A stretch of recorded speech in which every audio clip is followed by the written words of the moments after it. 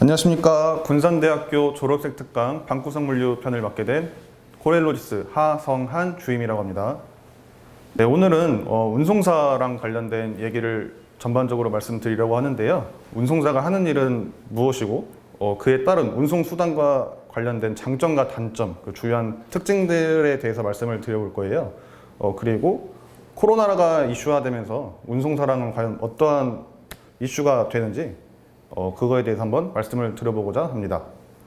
네, 첫 번째, 운송사는 단순히 그냥 운송만 하는 것이 아니라 화주의 요구에 따른 이제 지정된 반입지나 도착지에 이제 정확한 시간과 기간 내에 안전하고 빠르게 운송을 제공하는 서비스 회사라고 보시면 됩니다.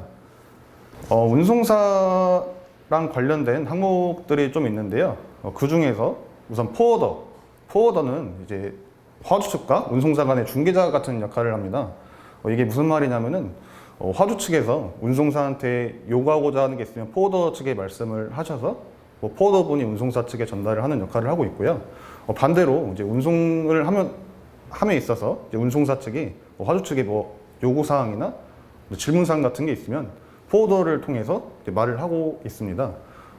그럼에 있어서 이제 의사소통 간에 있어서 포워더는 굉장히 중요한 역할을 하고 있다고 말씀드릴 수 있고요. 전반적인 스케줄 같은 경우 이제 포워더가 화주 측에 받은 이제 그 요구에 따라 스케줄을 작성을 하게 됩니다. 작성을 하게 된 스케줄은 이제 각 운송사들에게 뿌려지게 되는데요. 뿌려지게 되는 그 스케줄을 보고 운송사들은 이제 배차를 진행하게 됩니다. 어떤 운송수단을 쓰고 이제 어떤 날짜에 출하를 하게 되고 이제 어떻게 반입지까지 운송을 하게 될지 이제 그거에 따른 전반적인 계획을 수립을 하게 되는데요. 그런 수단이 이제 다 계획에 수립이 된다고 하면은 마지막으로 운송사 측에서 화물기사님들에게 배차를 진행하게 됩니다. 그 배차를 받은 화물기사님들은 이제 안내를 받은 도착지까지 화물 운송을 진행을 하시고 이제 마지막으로 터미널에 선적을 시키게 됩니다.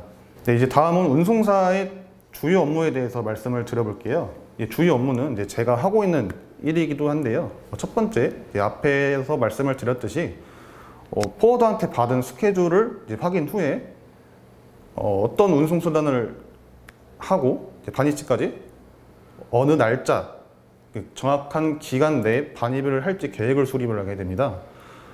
이에 다양한 운송수단이 있을 수가 있는데 저희가 하는 운송수단은 주로 육상운송, 철도운송이 두 가지가 있는데요.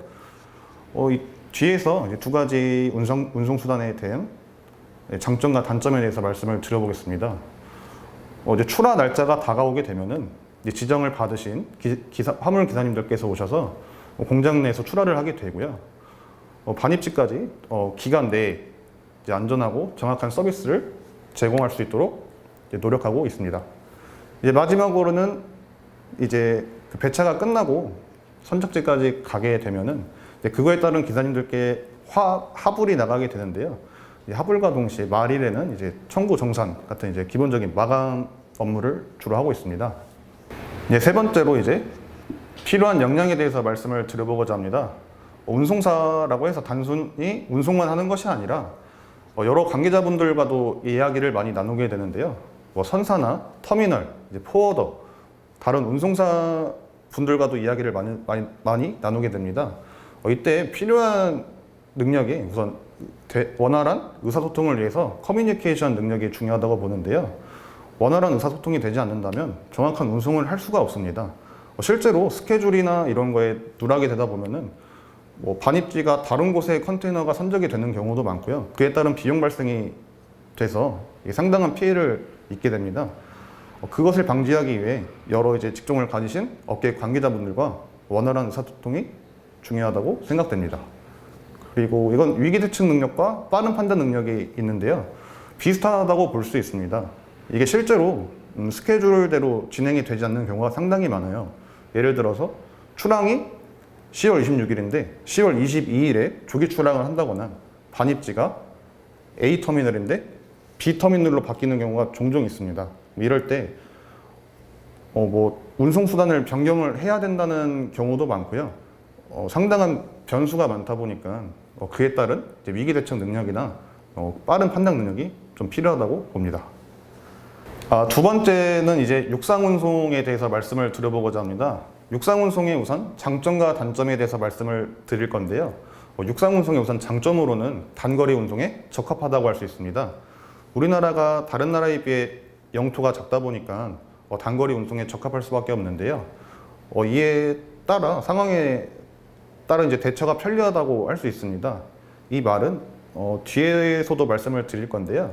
철도 운송으로 만약에 진행을 할 시 이미 철도 CY에 적재되어 있는 컨테이너를 긴급하게 빼놓을 수가 없어요. 이게 무슨 말이냐면 갑자기 변경된 반입지나 출항이 갑자기 앞당겨진 스케줄이 있으면 그에 따라 이제 대처가 필요한데 철도 운송을 진행할 시에는 이제 그 상황의 대처가 좀 불편할 수가 있습니다. 근데 그에 반해 철도 운송에 반해 이제 육상 운송은 변수에 강하다고 볼 수 있습니다. 단점으로는 날씨 대응에 약하다는 점인데요. 날씨 대응에 약하다는 거는 예를 들어 태풍이 오면은 컨테이너를 실은 이제 화물차가 그대로 넘어가는 경우가 상당히 많아요. 실제로 제가 소속돼 있는 회사 차량도 서해대교에서 강한 바람이 불자 차까지 한 번에 넘어가게 된 경우가 있었는데요. 사고가 발생이 되면은 그 전체 교통이 혼잡되면서 좀 큰 사고로 이어질 수 있기 때문에 이걸 좀 단점으로 꼽을 수 있을 것 같습니다. 네, 다음은 안전운임제입니다. 안전운임제란 이제 화물차주의 적정 운임을 보장해 줌으로써 이제 과로, 그다음에 과적, 과속 등의 이제 운행을 방지하고 화물 운송 종사자들의 이제 근로여건을 개선해서 교통 안전 확보를 위해 만든 제도인데요. 국토교통부와 이제 화물연대가 주 대상이 되겠지만 그 사이에 이제 운송사도 껴있게 됩니다.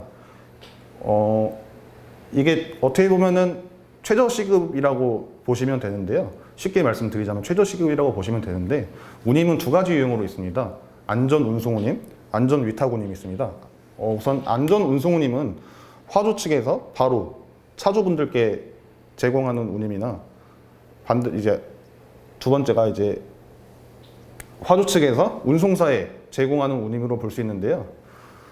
두 번째 유형으로는 이제 안전위탁운임이 있습니다. 안전위탁운임은 운송사, 즉 이제 운송사에서 차주에게 이제 바로 제공하는 운임입니다. 두 가지 유형이 있는데 3년 1몰제로 지금 진행이 되고 있는데 현재 2년 차로서 아직 정확하게 도입된 제도라고 볼 수는 없습니다. 근데 이제 시간이 지나면서 어떻게 적용을 해 나갈 것인지 좀 판단이 되는 상황입니다. 다음으로는 이제 철도 운송의 장점과 단점에 대해서 말씀을 드리겠습니다. 코렐로지스는 철도공사 물류 계열사로서 철도 운송을 위탁받아 지금 시행을 하고 있는데요. 장점으로는 우선 육상 운송에 비해 한 번에 대량 운송이 가능하다는 점이 큰 장점으로 뽑을 수 있습니다. 많게는 한 25량 정도, 그러니까 즉 50TU에서 40TU에서 50TU 정도 한 번에 보낼 수 있는 걸로 보고 있고요. 다른 운송수단에 비해 친환경적이고 사고율이 낮고 안전도가 높다는 장점을 가지고 있습니다.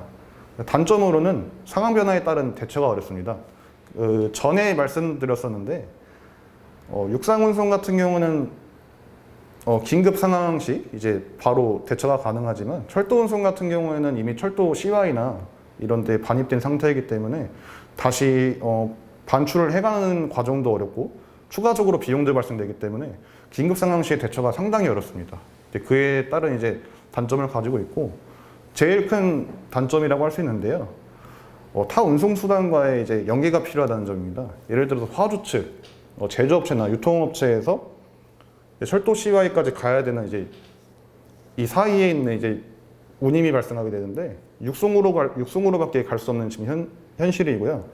철도 CY에서 만약에 독작지 근처에 있는 철도 CY까지 내려간다고 쳐도 거기에 또 터미널까지 반입을 하게 되려면 육성 운송이 필요할 수밖에 없습니다. 이에 따른 또 단점이라고 볼 수 있는데요. 철도 운송이 사실은 우리나라에서는 아주 한계성을 많이 띠고 있는 운송입니다.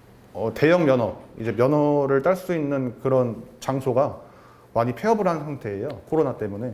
이제 그에 따라 영국에서 이제 화물 운송사 시험을 보고 싶어도 볼 수가 없는 상태라고 합니다. 이에 따른 지금 유럽 연합과 이제 영국 등 각 유럽 전역에 비상이 걸린 상태인데요. 이게 과연 유럽에서만 끝날지 아니면 우리나라에서 넘어와 우리나라도 똑같은 상황이 될지는 좀 더 두고 봐야 알 것 같습니다. 네, 이것으로 제 발표를 마치겠습니다. 감사합니다.